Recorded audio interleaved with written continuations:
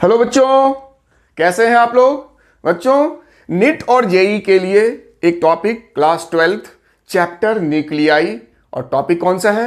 Radio activity. छोटा सा topic है, इंपॉर्टेंट है और इसके क्वेश्चंस बहुत ज्यादा आसान होते हैं। तो उस टॉपिक को मैं थोड़ा सा सिंपल वे में आपको आज समझाऊंगा। तो टॉपिक है बच्चों हमारा रेडियो एक्टिविटी। पहले ये होता क्या, इसको समझ लेते हैं। तो कहा the spontaneous decay of some particles or some radiation from the nucleus is called radioactivity।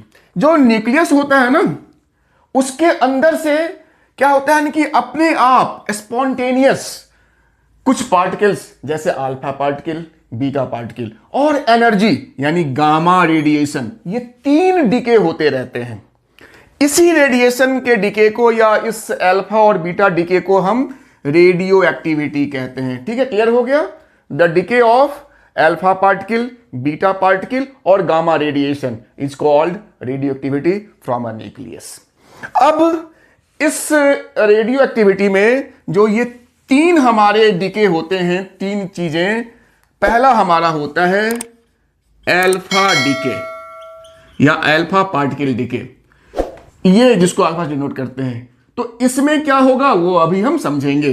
तो जो अल्फा डिके होता है एक्चुअली उसमें से helium like something nucleus decay हो जाता है। मैंने हीलियम लाइक बोला है, देखो न्यूक्लियस के अंदर हीलियम तो होता नहीं है, तो हीलियम कैसे डिके होगा? तो मुझे ऐसा लगता है कि हमें हीलियम लाइक बोलना चाहिए, यानी हीलियम जैसा कुछ डिके हो जाता है न्यूक्लियस। अब जब भी ये डिके होगा तो देखो इसका क्या इफेक्ट होगा। तो लेट मान लो हमारा जो पेरेंट न्यूक्लियस है, इसका हमारा एटॉमिक नंबर Z है और मास नंबर हमारा A है। अब हम इसको दिखाएंगे एरो से कि इससे कुछ डिके हुआ है। क्या डिके हुआ है? तो अल्फा पार्टिकल। तो जब अल्फा पार्टिकल डिके होता है तो सपोज मान लो ये हमारा एक नया न्यूक्लियस बना जिसको डॉटर न्यूक्लियस कहते हैं, Y बना। तो जो Y बनेगा इस डिके की वजह से उसका एटॉमिक नंबर 2 कम होगा, क्योंकि ये डिके हो चुका है। तो यहां लिखेंगे Z-2 और यहां पे लिखेंगे 4 कम यानी A-4। तो यही है आपका अल्फा डिके, जिसमें जो मदर न्यूक्लियस होता है या जो पेरेंट न्यूक्लियस होता है उसमें अल्फा डिके होने की वजह से जो डॉटर न्यूक्लियस हमें मिलता है उसका एटॉमिक नंबर 2 कम होता है मदर से, यानी Z-2, और जो मास नंबर होता है वो मदर से 4 कम यानी A-4 होता है। अब इसको मैं एक एग्जांपल से समझा देता हूं, वो कैसे। तो लेट हमारे पास मान लो यूरेनियम है जिसका एटॉमिक नंबर 92 होता है और मास नंबर 290 ले लो, एग्जांपल की तो दे रहे हैं। अब इसमें से हमारा अल्फा डिके हो गया, तो यूरेनियम से जो भी यहां बनेगा उसका जो एटॉमिक नंबर होगा वो 2 कम यानी 90 होगा और ये हमारा 4 कम यानी 286 होगा। ये मेरे ख्याल से प्लूटोनियम होता है या जो भी एलिमेंट होता होगा, ये 2 कम हो जाएगा, ये 4 कम हो जाएगा, यही आपका अल्फा डिके है। ठीक है बच्चों, अब आते हैं फटाफट बीटा डिके पे, वो थोड़ा कॉम्प्लिकेटेड है इससे ज्यादा। The second type of decay ये है हमारा बीटा डिके। बीटा डिके, अब बीटा डिके 2 टाइप का होता है, यही इसका कॉम्प्लिकेशन है। पहला होता है आपका बीटा माइनस डिके, जो कि normally beta decay by default हम बोलते हैं। बाय डिफॉल्ट अगर बीटा डिके लिखा हुआ है तो वो बीटा माइनस डिके बोलेंगे। और दूसरा होता है बीटा प्लस डिके, ये आपको लिखा रहेगा कि बीटा प्लस हुआ है। केवल बीटा डिके लिखा है तो बाय डिफॉल्ट वो बीटा माइनस डिके हम मानेंगे। अब ये बीटा प्लस बीटा माइनस का क्या चक्कर है? तो जो beta minus is nothing but आपका इलेक्ट्रॉन का डिके हो गया, और जो बीटा प्लस डिके है इसको हम लोग बोलते हैं इसका एंटी पार्टिकल पॉजिट्रॉन, ये आपका हो गया इलेक्ट्रॉन और ये इलेक्ट्रॉन का एंटी पार्टिकल पॉजिट्रॉन। इतनी बात समझ में आ गई। तो बीटा डिके 2 टाइप्स के, बीटा माइनस यानी इलेक्ट्रॉन का डिके, बीटा प्लस यानी पॉजिट्रॉन यानी ई प्लस का डिके। अब देखते हैं कि इस डिके का क्या इफेक्ट पड़ता है पेरेंट न्यूक्लियस पे या मदर न्यूक्लियस पे। एक एग्जांपल समझते हैं। लेट हमारे पास कोई एलिमेंट है X, जिसका ये हमारा एटॉमिक नंबर और ये मेरा मास नंबर। अब इसमें से हमारा बाय डिफॉल्ट हम पहले बीटा माइनस लेंगे, बीटा माइनस डीके हुआ है, इसी को ई माइनस भी लिखा रहेगा तो एक ही बात है, ये आपका ई प्लस लिखा रहेगा, ई माइनस लिखा रहे यानी बीटा माइनस डीके यानी बीटा डीके, ई प्लस मतलब positron decay, beta plus decay. अभी हम बीटा माइनस यानी ई माइनस की बात कर रहे हैं। तो लेट हमारा ये बन गया y। अब जो z है वो आपका इसमें एक बड़ा हो जाएगा पेरेंट न्यूक्लियस से, और जो मास नंबर है वो अनचेंज्ड एज इट इज रहेगा। तो यही आपका बीटा माइनस डीके का आपका रिलेशन है।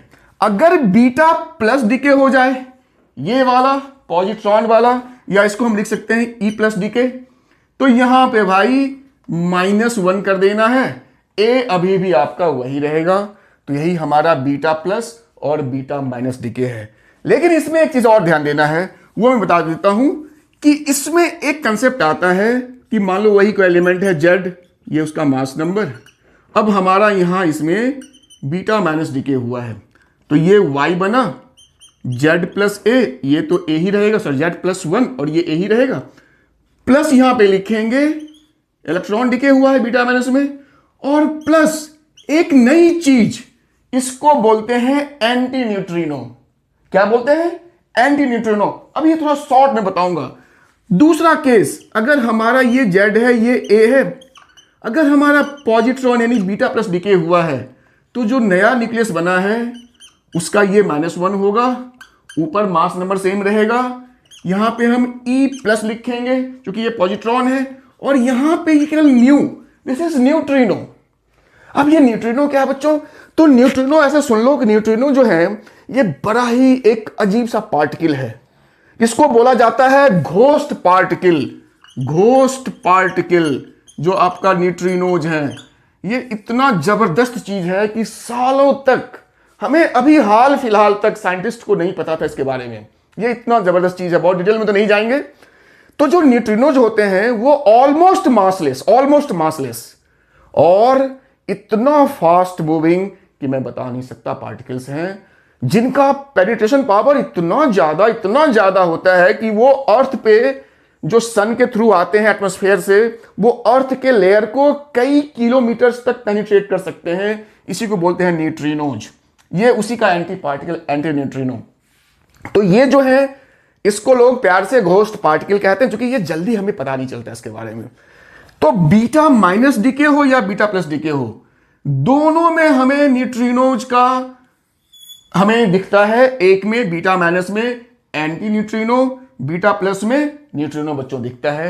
ये massless, almost massless and chargeless and very fast moving particles, chargeless भी बोलना पड़ेगा, पार्टिकल्स हैं। ठीक है बच्चों, तो ये था हमारा बीटा डीके जो थोड़ा डिटेल में है। और लास्ट में जो हमारा है वो है हमारा गामा डीके। तो गामा डीके क्या होता है ना, वो एनर्जी का बस केवल डीके होता है। कहा, अगर आपको लगता है कि किसी भी रेडियो एक्टिव सब्सटेंस से अल्फा, बीटा, गामा लगातार निकल रहे हैं, ऐसा नहीं होता है। या तो उससे अल्फा डीके हो रहा होगा या बीटा डीके हो रहा होगा, बट चाहे अल्फा डीके हो या बीटा डीके हो, इस डीके होने से क्या होता है ना कि वो जो डॉटर न्यूक्लियस होता है वो अनस्टेबल हो जाता है, उसमें एनर्जी का एक इंबैलेंस क्रिएट हो जाता है। तो उस न्यूक्लियस के अंदर में से एनर्जी जो एक्स्ट्रा है वो गामा रेडिएशन के फॉर्म में बाहर निकल जाता है, जिससे कि हमारा वो न्यूक्लियस फिर स्टेबल हो जाता है। तो हर अल्फा और हर बीटा डीके के बाद उस डॉटर न्यूक्लियस को स्टेबल करने के लिए गामा रेडिएशन होगा ही होगा। तो इस रेडिएशन में केवल एनर्जी का रेडिएशन होता है। तो वो हम देखेंगे कि इस रेडिएशन से क्या फर्क पड़ेगा एटॉमिक नंबर पे और मास नंबर पे, दैट इज इंपॉर्टेंट। तो लेट मान लो तुम्हारा वही कोई न्यूक्लियस है Z और A, अब इसमें से भाई तुम्हारा गामा डीके हो गया, तो नया न्यूक्लियस जो बना डॉटर न्यूक्लियस वो Y बना। कहा इसके मास एटॉमिक नंबर और मास नंबर पे कोई फर्क नहीं पड़ेगा। क्यों? क्योंकि इसके साथ जो एनर्जी है वो बाहर निकलती है in the form of gamma radiation. तो यही बच्चों हमारा था अल्फा डीके, जिसमें मास नंबर और एटॉमिक नंबर दोनों पे फर्क आता है, दोनों में डिफरेंस आता है। दूसरा था हमारा बीटा डीके, तो बीटा में बीटा प्लस और बीटा माइनस दो डीके थे। तो बीटा डीके चाहे प्लस हो या माइनस हो, नीचे वाला जेड पे तो फर्क आएगा, या तो बढ़ेगा या घटेगा एक से। बट बीटा डीके में मास नंबर नहीं बदलता है।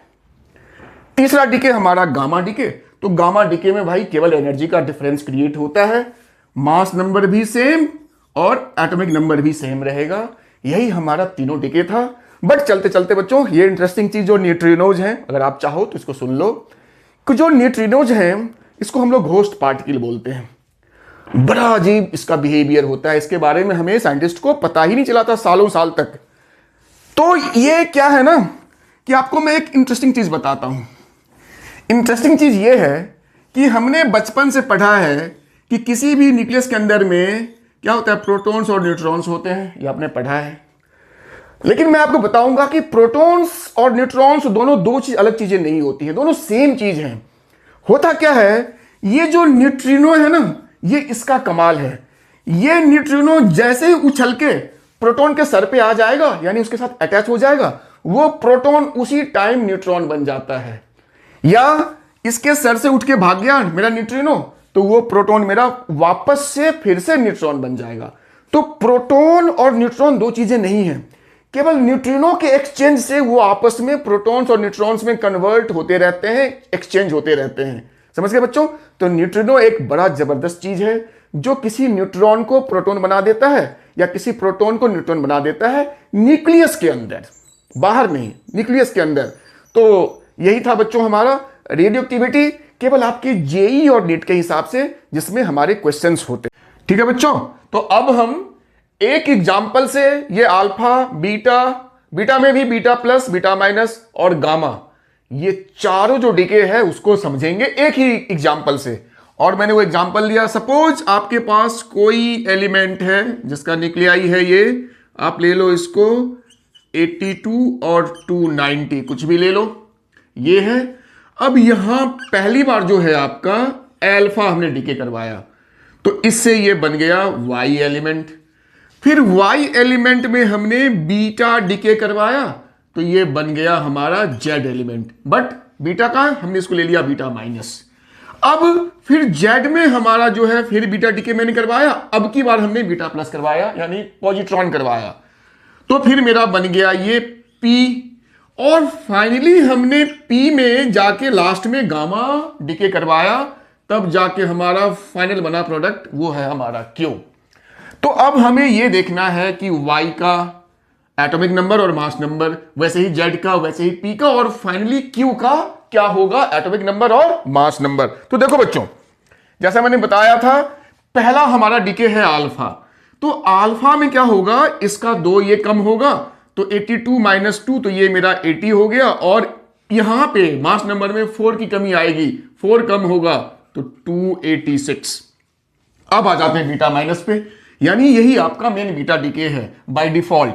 तो बीटा माइनस डीके में ये जो मास नंबर है वो एक बड़ा हो जाएगा, तो ये हो जाएगा 81। और मैंने कहा था कि इस पे कोई फर्क नहीं पड़ता है मास नंबर पे, तो ये आपका 286 ही रहेगा, एटॉमिक नंबर एक ज्यादा हो गया। अगेन अब बीटा प्लस यानी पॉजिट्रॉन डीके है, तो फिर से ये एक कम हो जाएगा, तो अगेन ये 80 हो जाएगा, ऊपर कोई फर्क नहीं पड़ता, 286 ही रहेगा। और फाइनली जब आपका गामा डीके होता है, तो गामा डीके में कोई फर्क नहीं आता है, ना तो एटॉमिक नंबर पे ना मास नंबर पे, तो फाइनल आंसर भी आपका 80 और 286 रहेगा। ढेर सारे क्वेश्चन इस पे आते हैं बच्चों, इसको गौर से देखिए। ठीक है बच्चों, ओके।